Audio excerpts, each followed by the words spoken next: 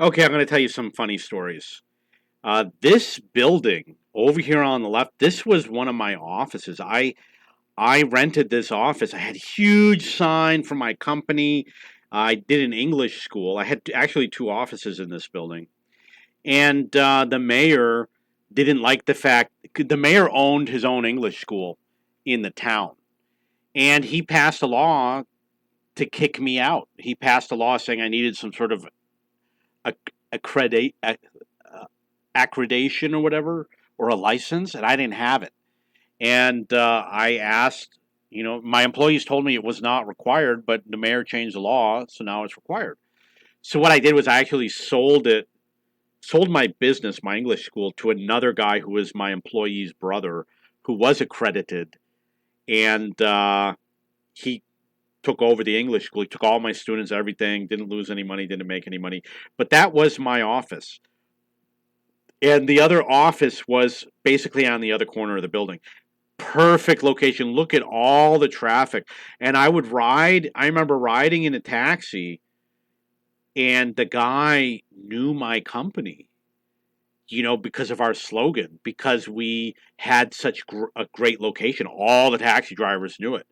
And I remember there was a day when I took a taxi, it was a half-hour ride from the other part of town, and he dropped me off in front of this building. The door is kind of, sorry it doesn't, you know, rotate probably, but the door is to the right. Guy drops me off. I go and teach a class, and because maybe the teacher wasn't there or something. And an hour later, come back outside, same thing, walk out the door, put my arm up to hail a cab. A taxi cab drives up immediately from coming down the road. And I get in, and the guy says to me, I know you. He says it in Spanish. He said something like, soy su taxista. He would say something like, he brought me there. And I'm looking in Colombia, all the taxis, they got custom wheel covers, and they put something on the dash. They all do it because it's so hot. They got to make it like a furry type thing so they don't burn their hands. And I was like, this is the guy who brought me here today. So that's a funny story. I actually had another funny story. It was my other office. I walked outside to hail a cab, and this random car stopped. It wasn't even a taxi cab. And the guy says, "Hey, Dave." And I look inside. I don't remember the guy's name. I'm sorry. But I knew the guy. He's like, wait a second, I know you. He says, oh, yeah, I'm your taxi driver. He was a private taxi driver. He was the one who would take me on tourist related stuff. So I don't remember his name. And I ended up, because we met again, I ended up hiring him because I eventually moved out of the city. I moved to another city, which was actually a right move. I'm glad I moved. I was much happier in Cali, which is in Colombia. And Manizales is a cold city. Wasn't I saw potential there, but Cali, a lot of good things happened to me in Cali. A lot of good memories. So that was my office. I didn't have the first window, but the other three windows were mine. And I seem to recall that it looks misleading, but they're really connected somehow. Or you know what? Maybe it was the first three windows, but not the fourth one. Um, I didn't. I'll tell you a funny story. There was this girl there, my assistant, and she had my cell phone in her hand, and she says, "Your cell phone doesn't work." She says, "Doesn't turn on." And I go and I push the button, doesn't turn on. Now keep in mind, I walked with crutches, from a motorcycle accident. So I walked across the street under the bridge to the shopping mall immediately. Went to the shopping mall, went inside, bought a new cell phone. Same one, right? So I'll just take the battery out of the other phone because it's already charged. Oh no, wait, the battery was no. Maybe I was taking the SIM card out. You got to remove the battery, take out the SIM card. When I opened it, the battery was in backwards. I said, "How the hell did the battery get in backwards?" And then I realized she did it as a prank. she put the battery in backwards so it wouldn't turn on, which is why she was smiling. She actually got fired, not by me, but one of the managers did fire her. I don't know what she did, but she ended up not being a good assistant, I guess you could say. You know what? It was really difficult finding a good secretary. I had to go through 5 secretaries before I found someone who would do the assignments.